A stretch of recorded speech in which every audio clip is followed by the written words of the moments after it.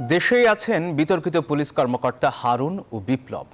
এই দুই কর্মকর্তা ছাড়াও গোয়েন্দা নজরদারিতে আছেন আলোচিত সমালোচিত আরও কয়েকজন শীর্ষ পুলিশ কর্মকর্তা।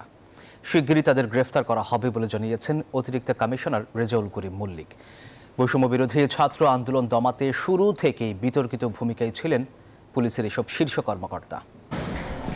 পুলিশ সদর দফতরের পরিসংখ্যান বলছে, গত ১ আগস্ট থেকে এখন পর্যন্ত বাংলাদেশ পুলিশের ১৮৭ জন সদস্য কর্মস্থলে অনুপস্থিত।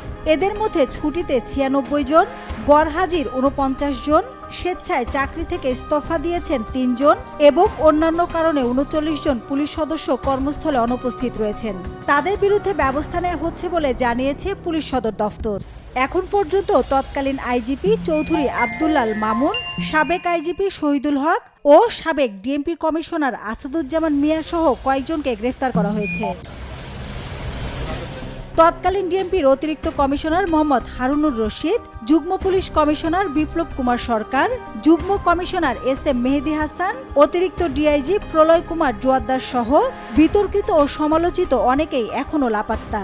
সবচেয়ে বিতর্কিত হারুনুর রশিদের বিষয়ে গুঞ্জন রয়েছে, তিনি গণপিটুনির শিকার হয়ে একটি বাহিনীর হাসপাতালে ভর্তি ছিলেন।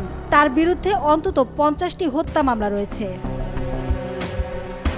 অতিরিক্ত আইজিপি মনিরুল ইসলাম, মোহাম্মদ আলী মিয়া ও কৃষ্ণপদ রায়, ডিআইজি আসাদুজ্জামান, মোজাম্মেল হক, হাবিবুর রহমান সহ এখন পর্যন্ত ১৭ শীর্ষ কর্মকর্তাকে বাধ্যতামূলক অবসরে পাঠানো হয়েছে। তৎকালীন ডিএমপি কমিশনার হাবিবুর রহমানের নির্দেশে ডিএমপির ৮ বিভাগে দায়িত্বরত পুলিশ সদস্যরা নির্বিচারে গুলি চালায়।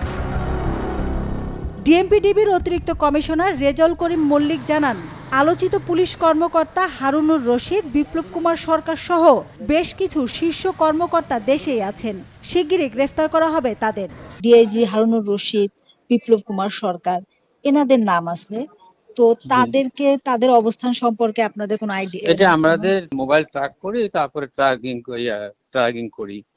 তো ট্র্যাক করা অবস্থায় আমরা চেষ্টা করতেছি, আমরা আপনাদেরকে অচিরে জানাতে পারবো কিছু একটা। আমরা আইনের আওতায় সবাইকে নিয়ে আসবো যারা এই জুলুম সরকারের দোষর ছিল। এদিকে সাবেক এই পুলিশ কর্মকর্তা মনে করেন, এসব কর্মকর্তাদের আইনের আওতায় এনে পুলিশকে জনবান্ধব করতে হবে। ডিএমপির অন্তত ২৭ কর্মকর্তা ছাড়াও চাকরিচ্যুত শীর্ষ কর্মকর্তারা পলাতক। তাদের অনেকের নামে একাধিক হত্যা মামলা রয়েছে।